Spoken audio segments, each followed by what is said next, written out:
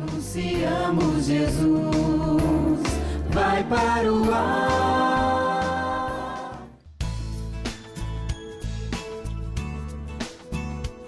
Este é Luiz Carlos Rossini, político e agente da Pastoral da Sobriedade. Esta é Heidi N. Cernica, agente da Pastoral Carcerária, que integra a coordenação nacional dedicada a mulheres encarceradas. O que eles têm em comum? São evangelizadores e quebram barreiras sociais para praticar e levar o Evangelho.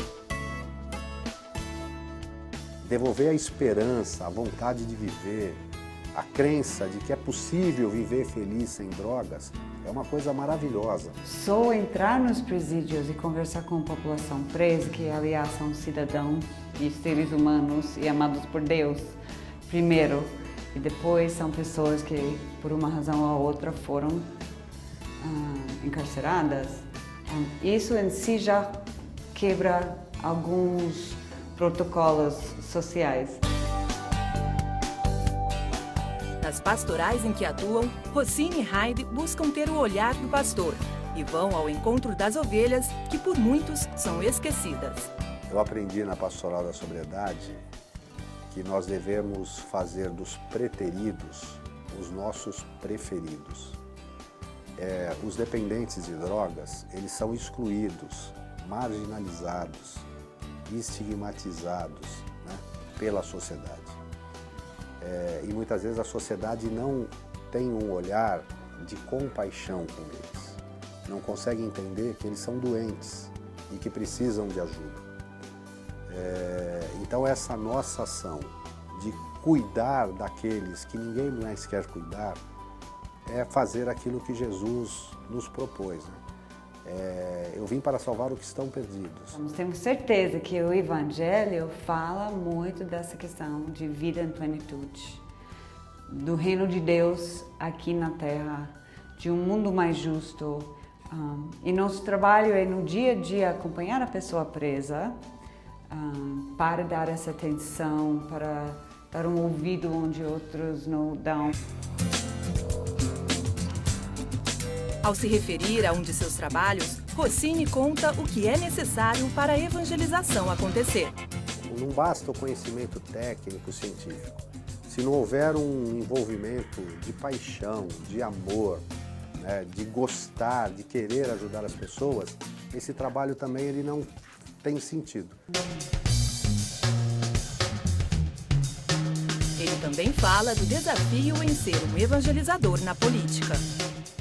Muitas vezes a política e os agentes públicos, eles se recusam a tratar de valores religiosos, cristãos ou de outras denominações, no âmbito da política, achando que o Estado não deve ter esse envolvimento, não deve desenvolver esse olhar. Então essa é a primeira dificuldade. Eu não posso ser cristão fora da Câmara e dentro da Câmara não ser cristão. Eu sou igreja, eu faço parte da igreja.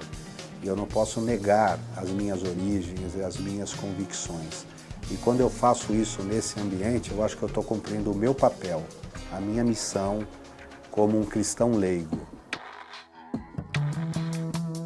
Mas o que leva pessoas como Heidi e Rossini a se doarem para levar o Evangelho?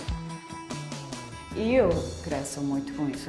Não é só eu faço isso porque eu acho, como cristã, como parte do Evangelho e da igreja, eu tenho obrigação, mas eu cresço tanto com isso, eu sou uma pessoa tão diferente e tão maior por causa desse trabalho com eles me formam.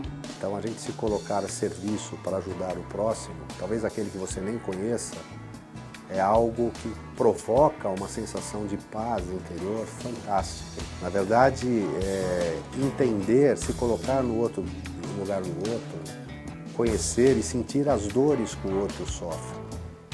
E quando você sente isso, assim, o teu desejo de ajudar se intensifica, te motiva a todo dia fazer novamente e cada vez mais. Papa Francisco, na exortação apostólica sobre a alegria do Evangelho, ele fala de novas formas de pobreza do mundo atual, novas exclusões. Quer dizer, alguns grupos que não havia no passado, mas que agora são motivo de preocupação para a igreja, deve ser motivo de preocupação para todos nós.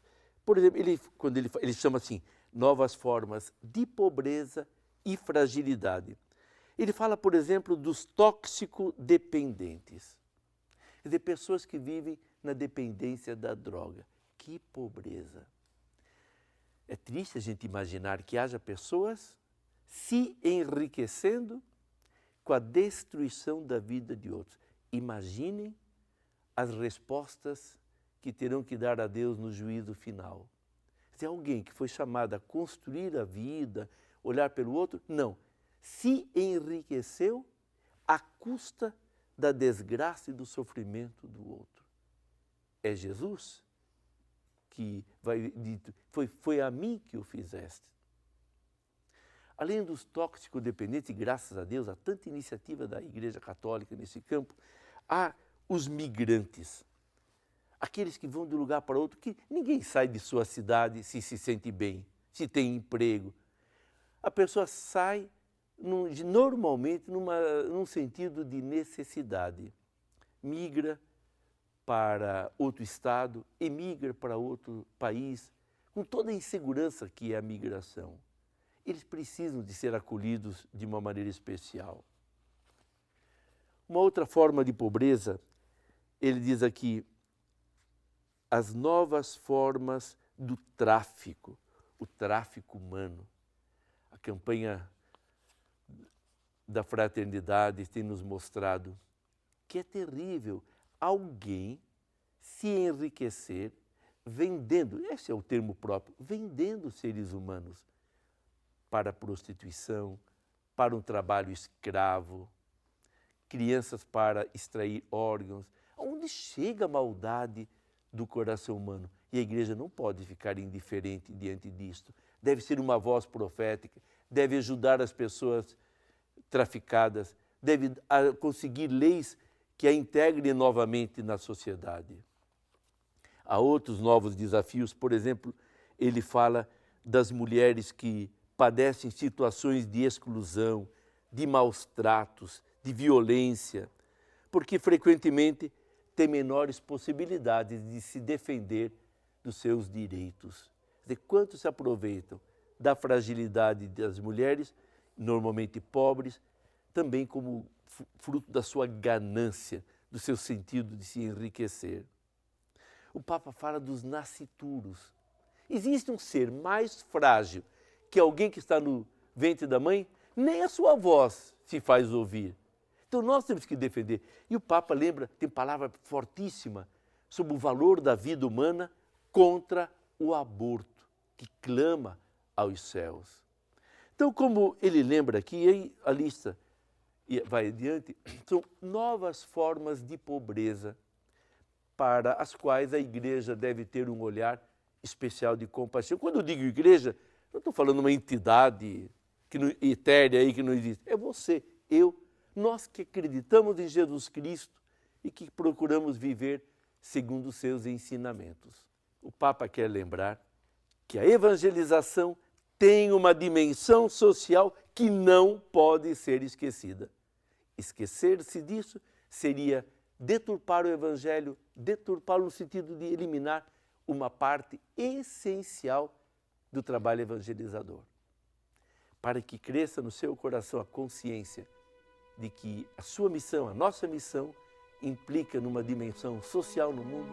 Para isso, desça sobre você, meu irmão, sobre você, minha irmã, a bênção de Deus Todo-Poderoso, Pai, o Filho e o Espírito Santo. Amém. Irmãos e irmãs, fiquem em paz e o Senhor os acompanhe.